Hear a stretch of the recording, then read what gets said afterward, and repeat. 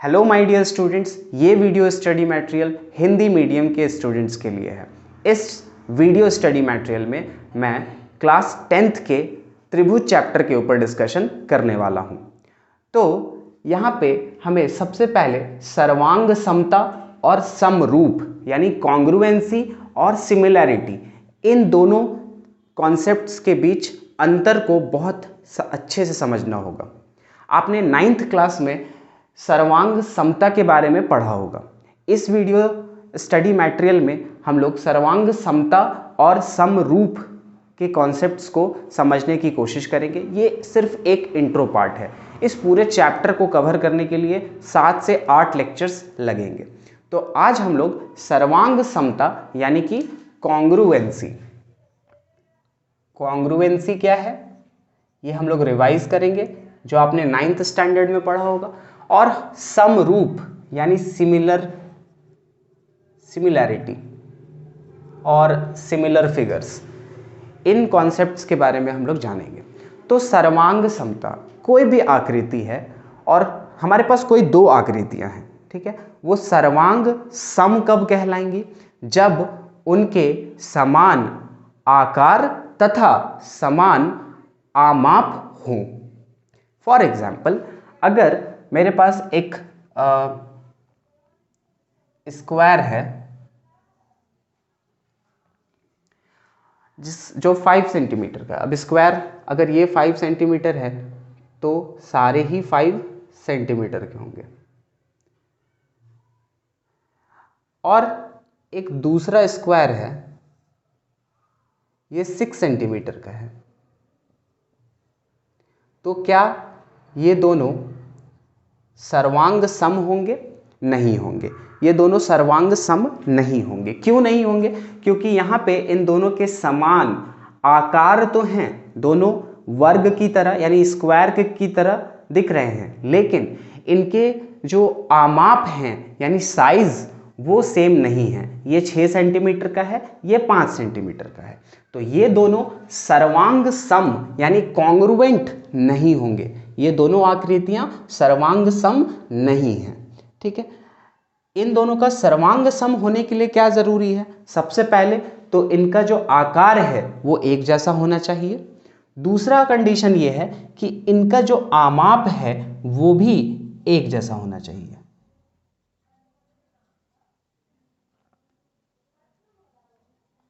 अगर दूसरा स्क्वायर भी 5 सेंटीमीटर का है और पहला स्क्वायर भी 5 सेंटीमीटर का है तो ये दोनों कॉन्ग्रुएंट फिगर्स होंगे, क्योंकि यहाँ पे एंगल्स हम लोग जानते हैं स्क्वायर के सारे एंगल्स समकोण होते हैं यानी कि 90 डिग्री होते हैं। तो सारे एंगल्स सेम होने चाहिए और सारे साइड्स सेम होने चाहिए, यानी कि सारी भुजाएं समान होनी चाहिए और सारे के सारे कोण भी समान होने चाहिए। तब जाकर हम उन दो आकृतियों को क्या कहेंगे? सर्वांग सम कहेंगे। ये हो गई बात सर्वांग सम की। तो सर्वांग सम में हम लोग क्या बोलेंगे कि दो आकृतियां जिनके समान आकार तथा समान आमाप हों वे सर्वांग सम कहलाते हैं। अब ये जो अध्याय है ये पूरी तरीके से त्रिभुज के ऊपर है। तो त्रिभुज के लिए हम लोग क्या बोलेंगे?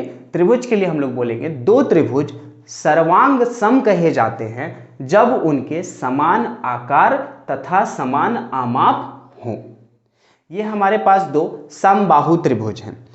ये भी 5 सेंटीमीटर का है, ये भी 5 सेंटीमीटर का है। क्या ये दोनों सर्वांग सम होंगे? हाँ, बिल्कुल होंगे, क्योंकि यहाँ पे इनका आकार यानी शेप, आकार का मतलब क्या? शेप, दोनों सेम है।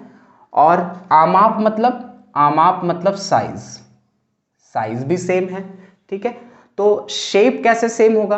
अगर ये कोन्स जो एंगल्स हैं वो अगर बराबर हों यानी समान हों। तो हम लोग जानते हैं समबाहु त्रिभुज जो है यानी इक्विलैटरल ट्रायंगल जो है उनके सारे के सारे एंगल्स 60 डिग्री के होते हैं। सारे कोण जो होते हैं वो 60 डिग्री के होते हैं। तो ये दोनों फिगर्स, ये दोनों आकृतियां, ये दोनों त्रिभुज क्या है, सर्वांग सम है। अब हम लोग आगे बढ़ते हैं। अब हम लोग समझने की कोशिश करते हैं कि समरूप त्रिभुज, दो आकृतियों को हम लोग समरूप कब कहेंगे। तो दो आकृतियों को हम लोग समरूप तब कहेंगे जब उनके समान आकार हों। यहाँ पे आमाप समान होने की कोई भी आवश्यकता नहीं है।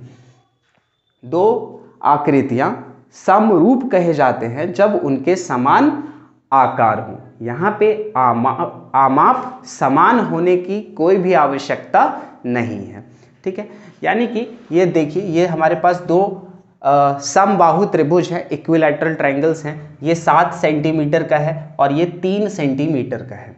ठीक है, ये भी एक समबाहु त्रिभुज है, ये भी एक समबाहु त्रिभुज है। यहाँ पे क्या है, आकार समान है, आकार यानी कि शेप समान है। शेप कैसे समान है, तो यहाँ पे जो कोण हैं वो 60-60 डिग्री के हैं, 60-60 डिग्री के कोण हैं। ठीक है, लेकिन यहाँ पे जो आमाप है यानी कि साइज है वो समान नहीं है। तो इसमें आकार भी समान होना चाहिए और आमाप भी समान होना चाहिए, लेकिन समरूप में सिर्फ और सिर्फ आकार समान होना चाहिए। ठीक है, तो अब हम लोग इसे थोड़ा और समझने की कोशिश करते हैं, थोड़ा कुछ और आकृतियों के द्वारा। अगर मेरे पास एक सर्कल है, यानी एक वृत्त है जिसकी त्रिज्या 5 सेंटीमीटर है और एक दूसरी वृत्त है जिसकी त्रिज्या 4 सेंटीमीटर है, तो क्या ये दोनों सर्वांग सम होंगे? नहीं होंगे। क्यों? क्योंकि इनका आकार तो समान है लेकिन इनके आमाप समान नहीं है। ये दोनों क्या होंगे? ये दोनों समरूप होंगे। ठीक है, अगर ये भी 5 सेंटीमीटर की त्रिज्या का हो तब ये दोनों क्या होंगे? तब ये दोनों सर्वांग सम भी होंगे और समरूप भी होंगे। यानी वे आकृतियां जो सर्वांग सम होंगे वे तो समरूप भी हो सकते हैं, लेकिन जो आकृतियां समरूप हैं तो जरूरी नहीं है कि वो सर्वांग सम भी होंगे। ठीक है, यानी कि ये दोनों जो त्रिभुज है, ये दो हमारे पास समबाहु त्रिभुज है, ये सर्वांग सम हैं तो ये समरूप भी होंगे, लेकिन ये दोनों त्रिभुज समरूप हैं तो ये जरूरी नहीं कि ये सर्वांग सम भी होंगे। तो जो सर्वांग सम होंगे ये बहुत बहुत बहुत जरूरी है कि वो समरूप भी होंगे, लेकिन जो समरूप होंगे तो कोई जरूरी नहीं है कि वो सर्वांग सम भी होंगे। ठीक है, अब हम लोग उन कंडीशंस पे आते हैं जिनसे हम लोग ये पता करेंगे कि दो त्रिभुज, ये चैप्टर पूरा, ये अध्याय पूरा त्रिभुज के ही ऊपर है, तो हम लोग सिर्फ त्रिभुज के बारे में ही देखेंगे कि ये जो त्रिभुज हैं ये इनके समरूप होने की कंडीशन क्या है। ठीक है, तो कंडीशन यहीं से पता चल जाएगा।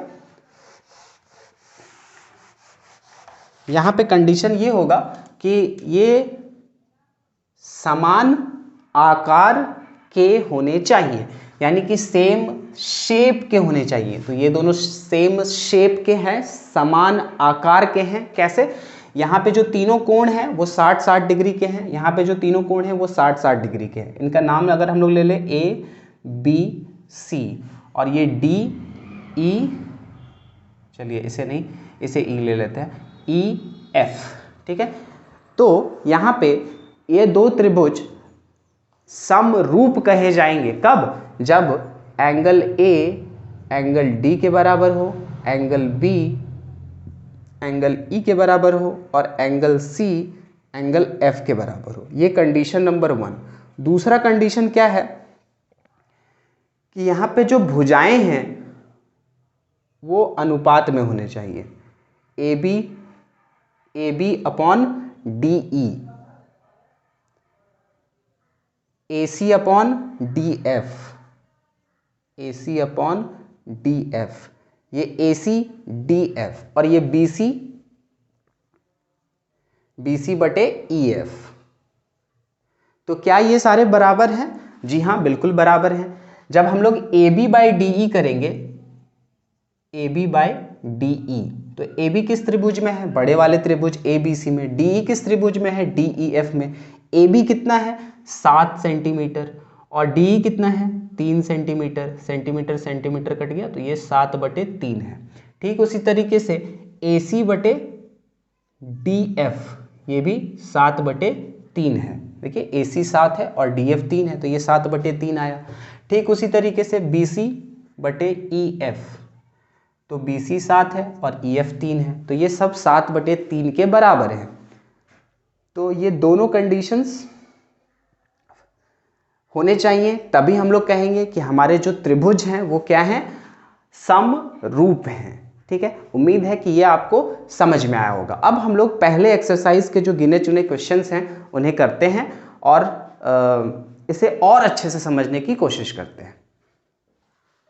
तो प्रश्नावली 6.1 में जो पहला सवाल है, कोष्ठकों में दिए शब्दों में से सही शब्दों का प्रयोग करते हुए रिक्त स्थानों को भरिए। ये आपके NCERT बुक है और इसमें जो प्रश्नावली 6.1 है, सभी वृत्त डैश होते हैं, सभी वृत्त डैश होते हैं। तो ये डैश सुन के रवि सर की याद आ गई। सभी वृत्त डैश होते हैं, तो डैश क्या होते हैं, सभी वृत्त। अब सभी वृत्त डैश होते हैं, यहाँ पे कोई पर्टिकुलर त्रिज्या हमारे पास नहीं है। ठीक है, तो अगर त्रिज्या समान हो तो हम लोग कहेंगे, अगर दो वृत्त है और दोनों की त्रिज्या समान है तो हम लोग क्या कहेंगे कि वे दोनों वृत्त सर्वांग सम हैं। लेकिन यहाँ पे त्रिज्या की बात नहीं की गई है, यहाँ पे सिर्फ कहा गया है सभी वृत्त डैश होते हैं। तो डैश होते हैं यानी कि समरूप होते हैं। ठीक है, तो यहाँ पे उत्तर होगा समरूप। दूसरा है सभी वर्ग डैश होते हैं। फिर से यहाँ पे जो वर्ग है यानी स्क्वायर है उसकी भुजा की बात नहीं की गई है, तो सभी वर्ग क्या होंगे, समरूप होंगे। वो सर्वांग सम हैं या नहीं ये जानने के लिए हमें उनकी भुजाओं के बारे में पता होना चाहिए कि उनकी भुजाओं का माप क्या है। तो यहाँ पे भी क्या होगा, सभी वर्ग डैश होते हैं, डैश होते हैं यानी समरूप होते हैं। तीसरा, सभी डैश त्रिभुज समरूप होते हैं। ठीक है, अब यहाँ ऑप्शन में क्या है, समद्विबाहु और समबाहु। ठीक है, तो देखिए समद्विबाहु क्या होता है, जिसमें दो साइड्स इक्वल होते हैं, ए बी सी। ठीक है, अब मान लीजिए कि ये दोनों साइड्स इक्वल हैं तो ये दोनों एंगल्स इक्वल होंगे, लेकिन इसका कोई अता पता नहीं है। ठीक है, तो अब इसका अता पता नहीं है तो ये कोई ज़रूरी नहीं है कि दो समद्विबाहु त्रिभुज आपस में समरूप हों, लेकिन समबाहु त्रिभुज हमेशा हमेशा हमेशा और हमेशा क्या होंगे, समरूप होंगे। क्यों समरूप होंगे समबाहु त्रिभुज, क्योंकि उनमें जो कोण होगा वो हमेशा 60 60 और 60 डिग्री का होगा। ये 60, ये 60 और ये 60। सभी डैश त्रिभुज समरूप होते हैं तो समबाहु।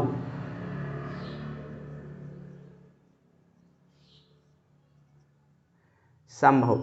अब चौथा है, भुजाओं की समान संख्या वाले दो बहुभुज समरूप होते हैं यदि भुजाओं की समान संख्या वाले दो बहुभुज, भुजाओं की समान संख्या वाले, देखिए ये दो हमारे पास त्रिभुज हैं। बहुभुज कहाँ से शुरू होगा, त्रिभुज से। बहुभुज त्रिभुज से शुरुआत होगा बहुभुज का। ये इसमें कितने हैं, 3 भुजा है, इसमें भी 3 भुजा है। अब ये अगर हमारे पास 4 भुजा है तो इसमें भी हमारे पास 4 भुजा है। ठीक है, तो ये प्रश्न पूछा जा रहा है कि भुजाओं की समान संख्या वाले दो बहुभुज। ठीक है, जैसे इनमें भुजाओं की संख्या समान है, इनमें भुजाओं की संख्या समान है, तो ऐसे बहुभुजों में समरूप की कंडीशन क्या है। पहला है उनके संगत कोण डैश हो। तो संगत कोण अभी हमने दो कंडीशंस मैंने आपको बताई। पहला कि जो कोण होने चाहिए वो बराबर होने चाहिए। ठीक है, और दूसरा कंडीशन कि जो साइड होने चाहिए साइड्स भुजा होने चाहिए, भुजा क्या होने चाहिए, समानुपाती होने चाहिए। तो यहाँ पे पहले वाले में आप क्या भरिएगा, चौथे के एक में आप क्या भरिएगा, बराबर, ठीक है, और दूसरे में क्या भरिएगा, समानुपाती, समानुपाती, ठीक है, ये बराबर और ये समानुपाती, उनकी संगत भुजाएं समानुपाती होनी चाहिए, ठीक है। तो ये है कंडीशन। ये जो चौथा नंबर वाला फिल इन द ब्लैंक्स है, ये याद रखना है कि समरूप होने के लिए क्या क्या जरूरी है। समरूप होने के लिए समान आकार होना चाहिए। समान आकार कैसे होगा, समान आकार तब होगा जब कोण जो है, संगत कोण जो है वो बराबर होगा और जो भुजाएं हैं वो समानुपाती होंगी, ठीक है। अब सर्वांग सम होने के लिए क्या क्या जरूरी था, वहां पे समान आकार भी होना चाहिए था और समान आमाप भी होना चाहिए था। इसीलिए ये बार बार मैं कह रहा हूं कि जो सर्वांग सम है वो समरूप भी होगा, लेकिन जो समरूप है वो कोई ज़रूरी नहीं कि वो सर्वांग सम भी हो, ठीक है। अब हम लोग आगे बढ़ते हैं। प्रश्न 2 है, निम्नलिखित युग्मों के 2 भिन्न भिन्न उदाहरण दीजिए। समरूप आकृतियां, तो समरूप आकृतियां तो 2 समबाहु त्रिभुज बना दीजिए, 2 इक्विलैटरल ट्रायंगल्स बना दीजिए, 3 सेंटीमीटर, ये भी 3 सेंटीमीटर, ये भी 3 सेंटीमीटर और ये भी 3, वैसे दिख नहीं रहा है 3 सेंटीमीटर, थोड़ा बड़ा लग रहा है लेकिन एडजस्ट कर लीजिए, है ना। 3 सेंटीमीटर का है, स्केल से नाप के बनाइएगा आप लोग, ठीक है। दो भिन्न भिन्न उदाहरण, 2 भिन्न भिन्न उदाहरण दीजिए, दो उदाहरण देना है। तो एक समरूप आकृतियां हो गई और एक वर्ग ले लीजिए, 5 सेंटीमीटर, ये भी 5 सेंटीमीटर, ये भी 5 सेंटीमीटर, ये भी 5 सेंटीमीटर, ये भी 5 सेंटीमीटर। वैसे कोई ज़रूरी नहीं है 3 सेंटीमीटर ही लें और 5 सेंटीमीटर ही लें, ये आप 7 सेंटीमीटर भी ले सकते हैं, क्योंकि यहाँ पे कोण का बराबर होना ज़रूरी है और समानुपाती भुजाओं का समानुपाती होना ज़रूरी है। तो 2 इक्विलैटरल ट्रायंगल्स किसी भी शेप के आप लोग ले सकते हैं, 2 समबाहु त्रिभुज किसी भी शेप के आप लोग ले सकते हैं, ठीक है। यहाँ पे भी 2 वर्ग जो हम लोग लेंगे वो किसी भी साइज के आप ले सकते हैं, 7 सेंटीमीटर, 7 सेंटीमीटर, 7 सेंटीमीटर, 7 सेंटीमीटर और ये 5 सेंटीमीटर का।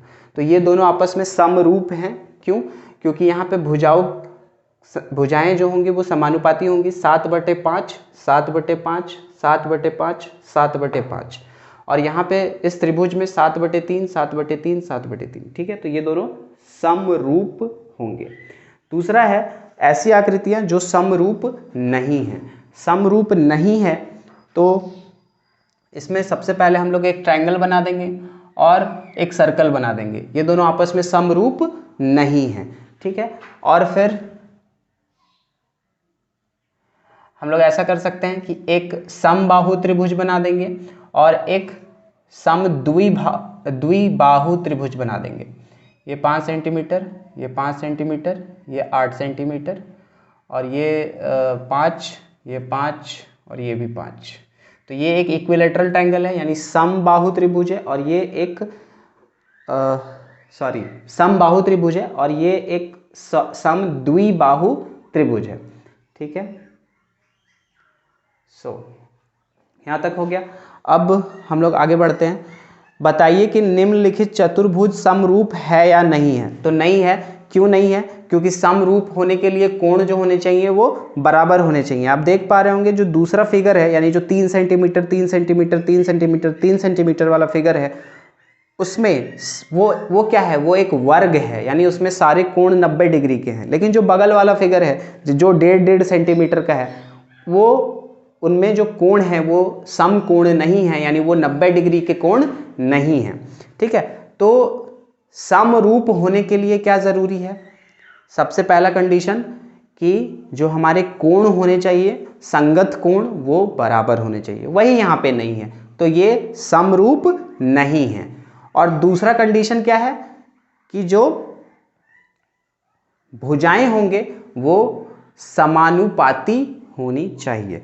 तो ये समानुपाती है यहाँ पे 3 सेंटीमीटर बटे 1.5 सेंटीमीटर 2, फिर ऐसे करके A B upon P Q, B C upon Q R, C D upon S R और D A upon S P अगर हम लोग करें तो 2-2 सेंटीमीटर आएगा। तो ये समानुपाती है, 2:1 आएगा, समानुपाती है, लेकिन ये कोण जो है इनके वो समान नहीं है, इसीलिए ये समरूप नहीं है। तो जाते जाते फिर से एक बार, समरूप होने के लिए क्या क्या जरूरी है? समरूप होने के लिए कोण बराबर होने चाहिए, संगत कोण बराबर होने चाहिए। दूसरे, भुजाएं जो हैं वो समानुपाती होनी चाहिए, ठीक है। सर्वांग सम होने के लिए आकार भी समान होना चाहिए और आमाप भी समान होना चाहिए, लेकिन समरूप होने के लिए सिर्फ और सिर्फ आकार समान होना चाहिए। जितने भी सर्वांग सम आकृतियां हैं वो समरूप भी हैं, लेकिन जो समरूप आकृतियां हैं कोई ज़रूरी नहीं है कि वो सर्वांग सम भी होंगे, ठीक है। सो उम्मीद है कि आपको ये इंट्रोडक्शन वीडियो समझ में आया होगा। अगर आपकी कोई भी क्वेरीज हैं तो आप मुझे कमेंट करके बता सकते हैं या फिर मुझे कांटेक्ट कर सकते हैं। मेरे कांटेक्ट डिटेल्स डिस्क्रिप्शंस में हैं। आगे के वीडियोस के साथ मैं जल्द आने की कोशिश करूँगा। तब तक के लिए अच्छे से पढ़ाई कीजिए, क्योंकि आपके एग्जाम्स के डेट आ चुके हैं। और at last, with the message of universal brotherhood, love and peace, thanks for watching this video.